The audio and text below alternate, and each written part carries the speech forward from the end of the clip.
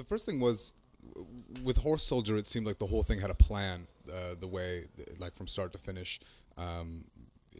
it feels more like a concept album. With this one, did you have the same kind of a plan going in at all, or was it disparate sort of? Actually, that's actually, it does sound like that, but Horse Soldier actually wasn't a plan. It just sort of kind of came out that way. I just happened to be interested in that kind of tunes at the moment. Okay. And so it kind of seems like a concept album, and that's kind of the kiss of death for any album. But it just kind of turned out that way. So no, this one wasn't really planned either. It just sort of, I generally just try to write a batch of songs, and so I'm not very good at deciding, hey, I'm gonna write a song about something. It's more like it just comes, and then I look at what I got when it's done, kind of thing. So you're more like music first, words second? No, not necessarily, Okay. but it's not that usually starts with a couple key lines, and then it kind of grows from there. But it's not like I sit down and think, okay, I'm gonna write a song about, bootlegging whiskey or whatever. It just sort of, I get a few lines to that effect, and then it builds, kind of thing. Right. So on. the whole thing's kind of got a randomness to it. Okay. I wanted to ask about your band too. Most country guys, they'll use session guys, but you've always been sort of adamant about using your own band. Why is it, do you think, that you take that approach? A few reasons. I think partly it's kind of ingrained in me to be a band guy, just because of my old band. It was like the Smalls was like a very band, 4 equal guys, which is kind of a flawed model in the end. But and also I think it's smart, because I mean, the guys that use the session guys all sound like each other too, right? So I mean, if you've got a bunch of dudes that are in your band, and you're all brothers and you've been playing together forever and you have a chemistry, and you'd be foolish not to use them, I think, because it gives you a unique sound. Like when I hear a Willie Nelson record, you can immediately tell it's his band, right? Even if, like, maybe I'm sure there's guys who can technically play better in Nashville than his guys, but it doesn't matter, because it's all about personality, right? And you hear his band, and it's pretty obvious that it's Willie's band right off. And so I think that I like to think that a lot of my sound comes from my guys. Mm-hmm. What do you mean by flawed model? Because you can say that, okay, we're gonna have a 4-way band and we're gonna share everything equally, but it inevitably ends up like the one or two guys do all the work, and then people get pissed off, and there's an alcoholic in the band, and whatever. It's just like it never works out to be. Well, sometimes, never say never, but it's tough, right? Because it's like if you got 4 people, chances are not everybody's, especially musicians, chances are not everybody's like on the ball with stuff, right? So it ends up being kind of like the workload gets shifted around. But right on. Well, tell me about the creative process with your band then. I mean, do you bring the songs fully finished, or?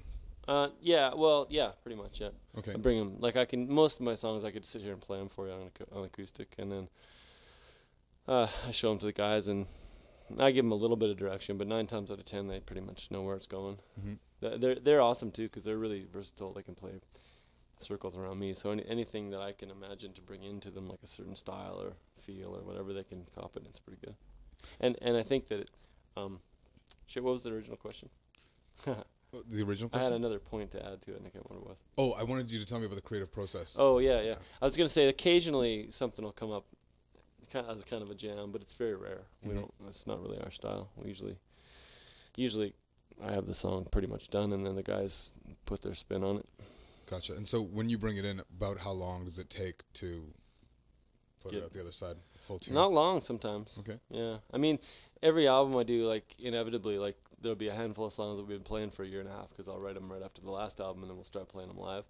But then on the other end of the scale, there'll be 2 or 3 songs that we just barely finish up in the studio. So those songs sometimes, I mean, on this new record, there's 2 songs that they learned in one day. Like I brought in the 2 songs that I just finished the night before, showed them to them, and we recorded them both that day. So. Right on. And it's weird, because, like, ideally, if in a perfect world, I'd like to play all my songs live for a while first before I record them, because playing them live is really the acid test of, like, if it's too long, is it too fast, if we change the key, whatever. But the realities of life make it that usually there's a bunch of songs at the end where you just kind of arrange them in the studio and hope for the best. Well, I was going to ask you about that. If you bring them in at the last minute and you haven't tried them out live, and everyone's sort of learning them on the fly, is there ever a moment where you sort of go, is this as good as the other ones? Is this going to stand up as Yeah. as a song? Yeah, because for sure, because I generally take a long time to decide on stuff like that artistically. I have to sit with it and live with it for a while. I've grown to appreciate the last couple songs of the spontaneous songs. It kind of gives it a kick in the ass at the end there. At the end of the because they typically they're like the last couple days of recording. It's like, okay, we got 2 more days left. What can we do? And I'll bring in some stuff that's kind of half baked. And yeah, sometimes I end up rearranging it slightly after the fact because I didn't get it right. But it's kind of cool in a way too to have a couple that are like fresh out of the oven. Right on. And you guys don't all live in the same place. Does that make it difficult, or is it sort of old hat at this point? Yeah, it doesn't really make much of a difference because we don't really rehearse or practice much anymore because we play like 8 months a year, right? So if we are rehearsing, we'll take a week and I'll say, hey, I'm going to show you guys these new tunes or whatever.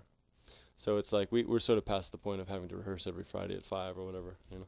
And also a sound check, you know, we can generally play as long as we want, probably up to an hour if we want to in sound check every night. So I show them new stuff in sound check and work on stuff during the day like that. That's a good question though, because that's an interesting transition from local band to full-time touring band, because you know anybody in a band knows about the Friday night rehearsal at 5:00, right? And it's like it's interesting because I mean I wish we could do that more, but you just can't, because even if we lived in the same town, it wouldn't make much difference because we're so busy with playing anyway that I don't think any of us would have much of a stomach for it. You know, after a few months on the road, you kind of want to leave it behind you for a while. Yeah. So and you want to leave the other guys behind you for a while. Yeah, too, no, so, sure. even if you love them, you know, it's like. Right on. My last question, I wanted to ask you about working with Harry Stinson, because it's your 4th time, right? Yeah, he's awesome. Yeah. What does he bring to the process that you keep going back? Lots of stuff. Like, we're really close friends now, for one thing, but aside from that, he's good at lots of things. Like, he's really good at arranging.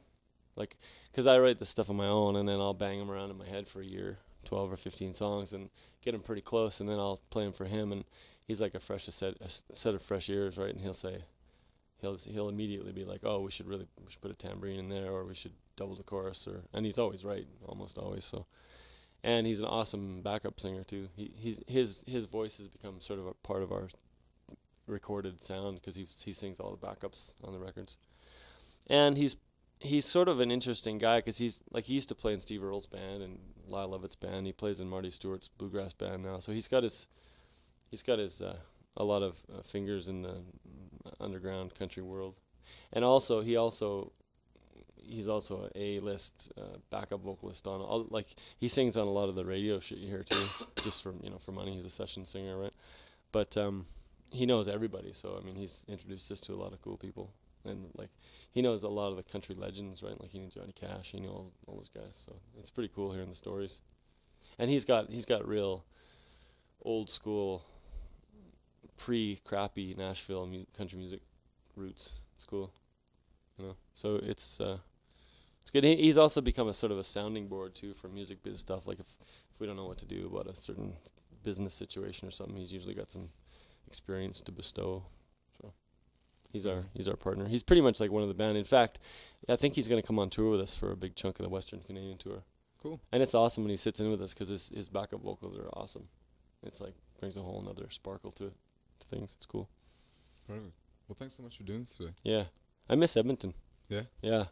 It's weird now because along with that thing I was saying about being a local band versus a touring band, now that we tour so much, it's like I'm totally out of touch with bands and where people play. And, you know, I'll come home for a few weeks here and there.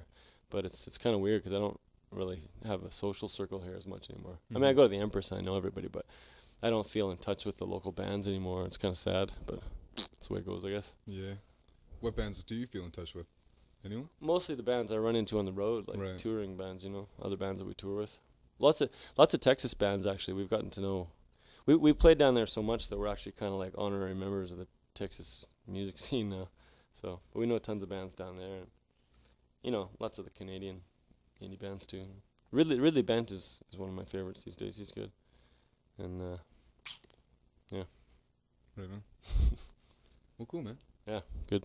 Right on. Bedtime. Thanks.